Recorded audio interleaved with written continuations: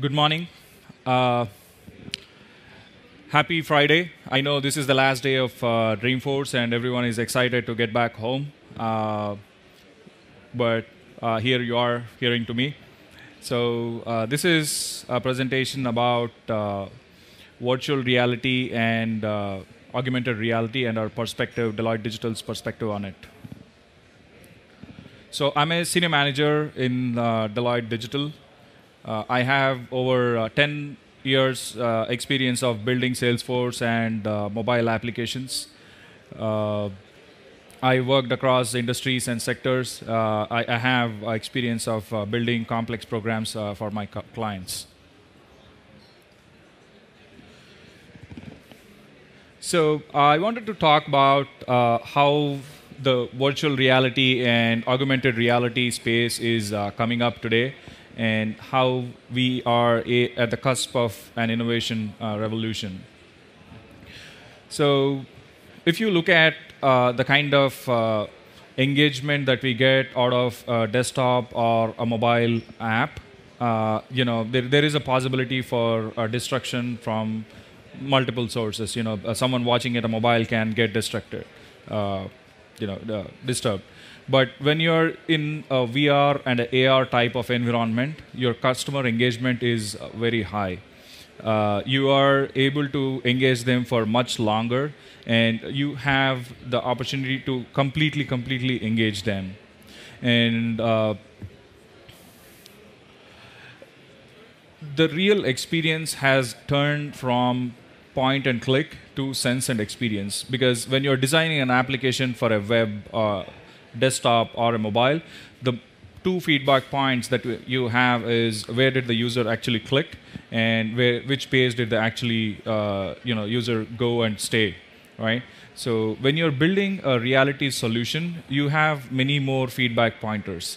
So you can understand how long did the person gaze at a certain thing, right? So it can be speech feedback, it can be a design feedback, right? Or you can also understand their navigational patterns. How much time are they spending in which part of the solution? So that is something that will allow you to gauge how your customers are responding to your product or your experience. And the way you think about designing these solutions will be completely different, because you would be thinking in a multi-dimensional space. Earlier, when you have to do a design for a mobile or a web application, you have a limited set of space that you can play with. But here, this is multi-dimensional. So you can really walk into your product, or you can really go around your product, or you can really experience your product. So that depends on the level of complexity you want to incorporate into your solution, right? So it can be a haptic feedback. When you're looking at something, someone might actually say, hey, turn this side. So it could be a touch, right? So I can play a sound this side. I can play a three-dimensional sound, or I can change the scene that someone is viewing at a particular point of time. So based on how the user responds to a particular scene, you can change the entire environment, and thereby you can engage someone. And also, the amount of content and the amount of engagement that you can take your user is extremely high, because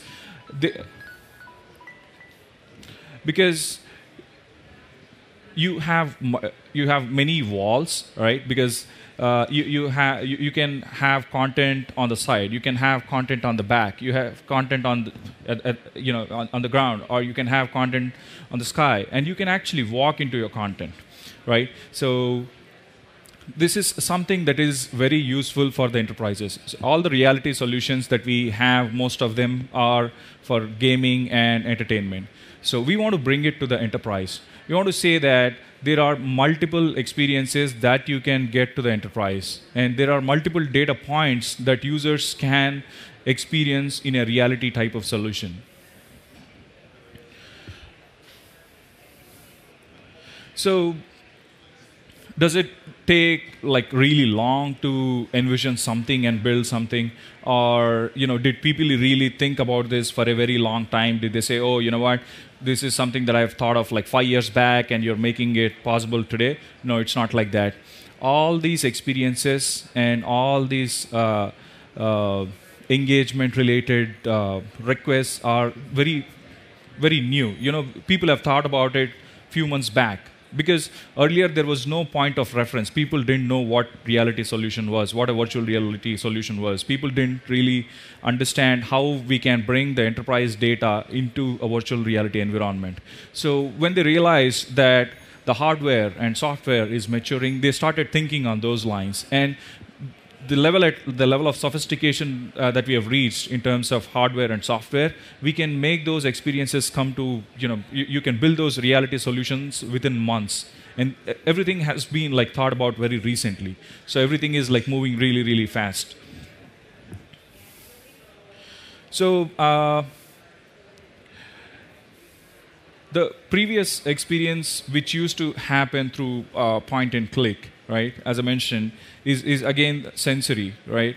So if you have a user who is walking into an experience, you can provide contextual information, either as an overlay or on a wall, right? And you can always provide a visual or an audio cue for the person to walk into something else. And you can also create multi-disciplines, multiple types of content. So if I am showing a CRM type of data, I can give a visual cue that if you turn to your right, maybe you can walk into your ERP data. Or if you go straight ahead, you can always see your personal information, your own personal customizations that you want to do, or your own personal preferences. So the possibilities are really, really limitless. And we can have many, many dimensions to the type of experiences that we can have in the enterprise. So why didn't this happen before? I mean, why are we talking about these solutions right now? Why wouldn't they happen before, right? So we came up with a small theory called the push and pull theory.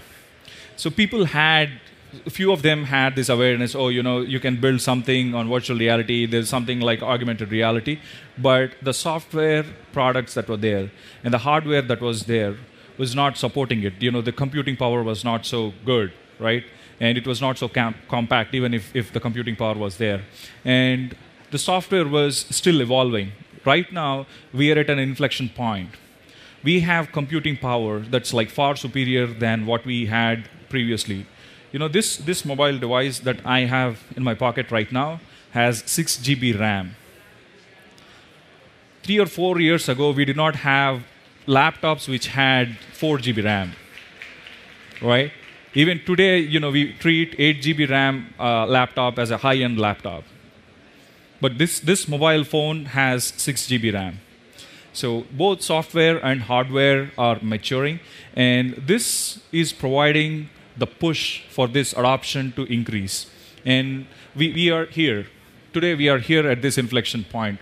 We have the software capability, we have hardware, and because these two are there, we are able to drive adoption. People are thinking about new use cases that they can execute. People are thinking about use cases that they can give to their own customers. Simple example, I flew in from India for Dreamforce. On my way, I stopped in Dubai. And in Dubai, duty-free, I saw many virtual reality devices being sold. I did the same journey last year. There was nothing. There was absolutely nothing. Today, if you go on Amazon, you'll find a virtual reality device for $10. In India, we find it for $6. So enabling an enterprise for virtual reality or augmented reality is not expensive, both for people who are building this experience and people who are consuming this experience.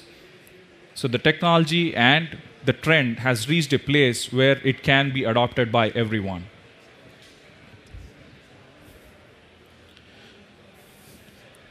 And as I said, the opportunity that you have for showcasing some of your applications or showcasing some of the business processes in virtual reality or reality space is extremely high. So if you see the circles there, the amount of penetration or the type of information that you can show on a desktop and mobile at any given point of time is limited. But in a reality solution, it's wide open. It's wide open. And I have 100% of customer engagement. And there is no distraction whatsoever. And if someone is getting distracted, that's because I put in a distraction. I wanted I wanted the customer to get distracted. All right? And a lot of times, when someone is trying to build a solution, there are questions about where do I start? How do I start thinking about it? Where does this whole thing end? Where does the customer journey end? Right? And should I have the user walk into it? Or should I have the user look around this thing? Should I make a selection, or should I take the feedback from user when they click on something? Or should I take the feedback from user when they gaze at something? These are some of the questions that people like us who are implementing reality solutions would have to answer and discuss with our clients to make it happen. And the types of skill sets that you would need are extremely high. I mean, here in this case, traditionally, a mobile design might take like 30 or 40% of your creative services or creative guys' time. But here, that time is 200 times more, because the creative person is having to think through an entire scene. If I'm having my customer walk into a particular scene, a reality experience, it's like designing the entire room. Oh, you know what? Where do I place my door? Where do I place my window? Where do I place my light? At what angle is the user looking at the product? Where should I place my product? So all these questions have to be answered by your experience creator. He's the one who is thinking through this whole thing. It's pure art. So as I said, there are multiple user experience considerations you have to look at. Because these things will have a direct impact on the cost that you will have to sink in making this solution come to reality, right? So you have to choose.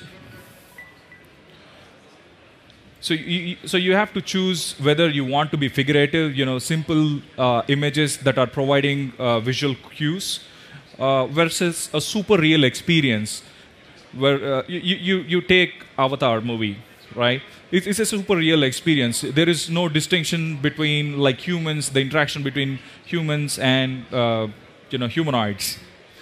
So you can really take it to the next level. So that is a consideration that you need to have, the type of interactions.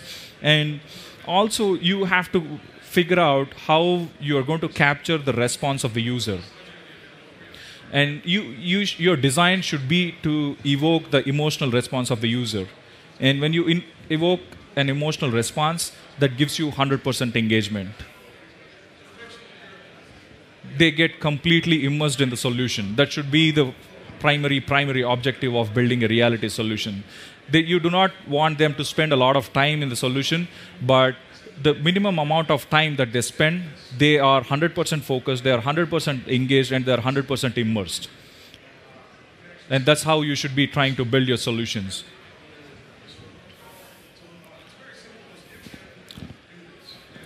And if you're trying to build something on virtual reality or augmented reality, it's not straightforward.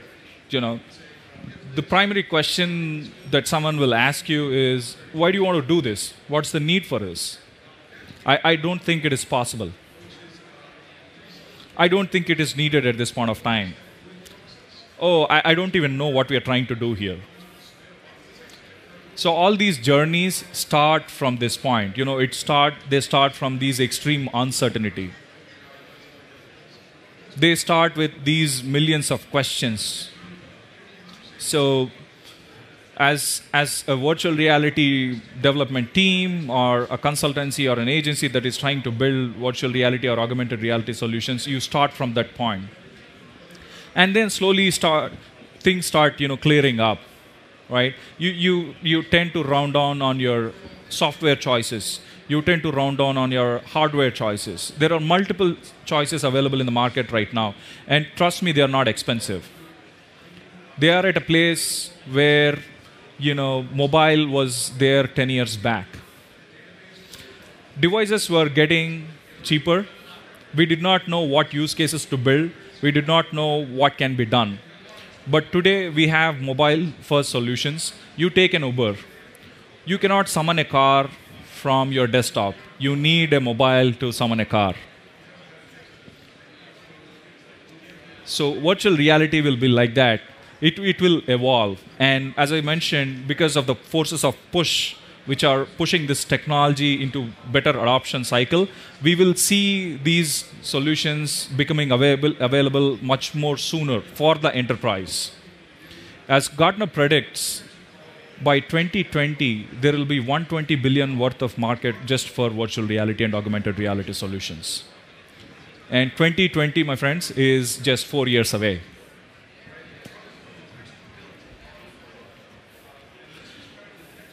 So is there an industry that is well suited for reality solutions? I would say yes and no. Because it is for all of us to figure out how we are going to build reality solutions. And some of the use cases that we have been thinking, we have been researching, are across various industries, including the most traditional industries like life sciences and financial services. In our kiosk, here in the IoT cabin, we built a use case for the retail. It's a virtual store.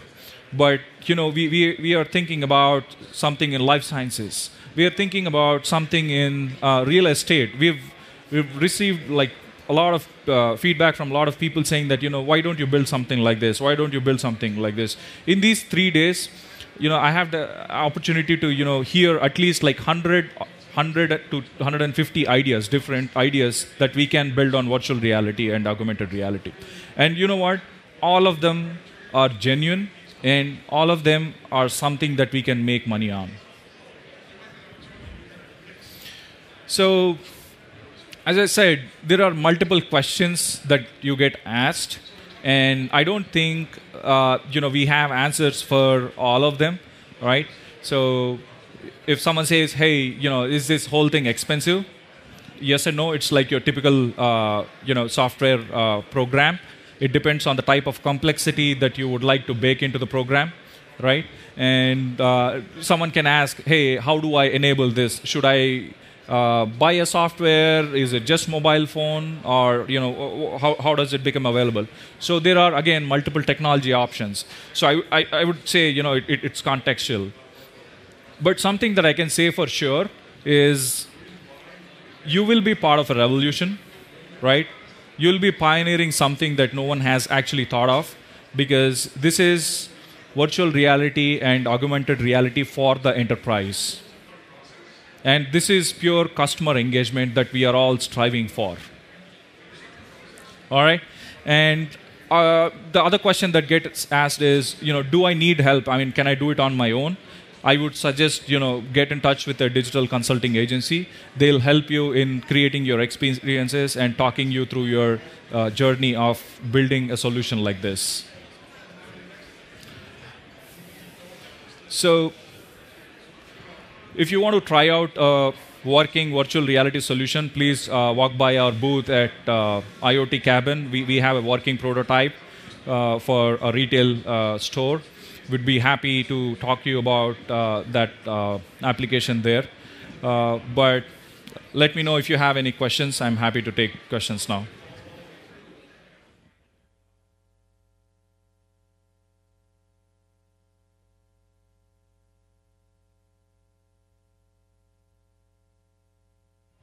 Hello.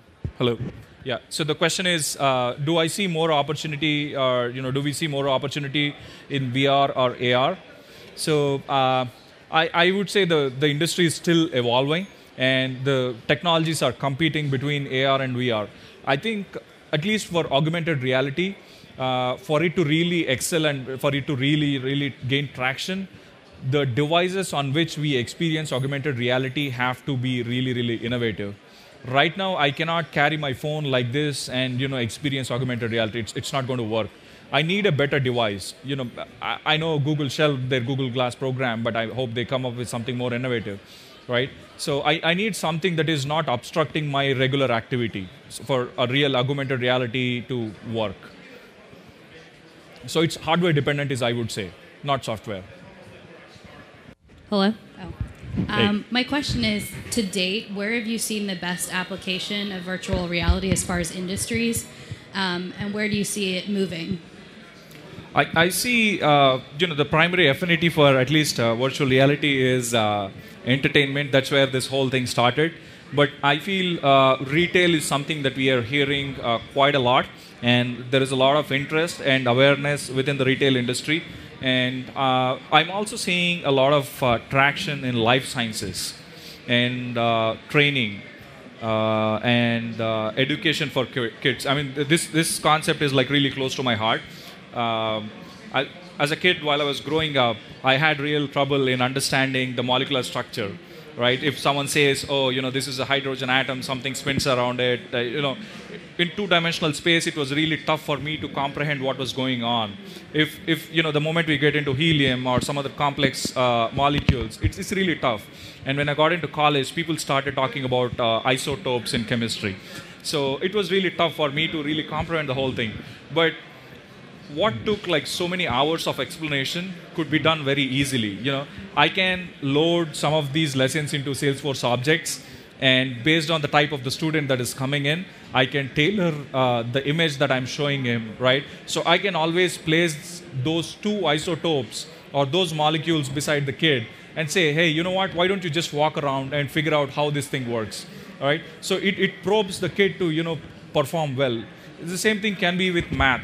Right? So if you can place these equations in a three-dimensional space, let the kid walk into that space. Let the kid understand how it goes. Same thing with training adults.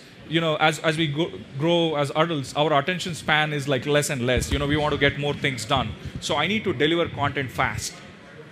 And here you have 100% engagement of your client. So you can convey your message really fast in a very less time. Yeah, so my question is, do you have any real-world experience or timelines you can share? Like, hey, we did a retail VR experience, and it took us 18 months to deliver it. Do you have any real-world examples? Yeah, in fact, we have a working VR example at our booth, right in the IoT cabin. You can take a look at it. So I wouldn't say it takes really long. And again, it depends on the type of experience you want to build. If you really want to make it hyper real and complex, really down, like integrate with your ERPs and do a lot of stuff, then it's a multi-month program.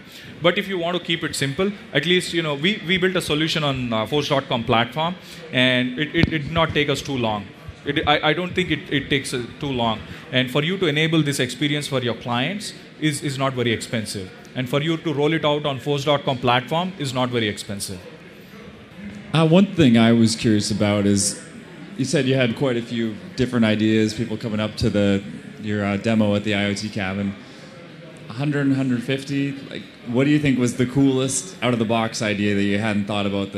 I feel like so many different people here, you probably get some really interesting thoughts on how this technology could be applied. Glad you asked that question. This is an idea which when I heard and when I really digested it, I felt, oh, you know what? I've been harping around something similar, but it never occurred to me. I always knew that people were building virtual reality or augmented reality solutions for real estate, right? But someone actually told me, what if we can build a solution where you have list of all the configurations that you have on the side, and let's say you want to put a wall in your room, right? You put the wall, all right? So that gives you a perspective of how long the room looks or how the room looks. You can actually push the wall. Say, okay, you know what? I want to push the wall, and then see, okay, how long does it look? Really experience, configure your home. I mean, we had this option of walking around homes in virtual reality experience, but this whole configuration part was something. It's a revelation to me. I really thought, oh, this is simple that we can easily achieve, and a lot of people will get benefited because, you spend thousands of dollars building something, and then you have this small tickle. Oh, you know what? Maybe I should have done something different. Maybe I could have put a window here. So you can actually configure that, and this is the coolest idea that I've seen, which will benefit millions. All right. So I'm at the booth in IoT Cabin. So please come by if you want to talk more. And thanks for being here on the Friday morning. I appreciate your time.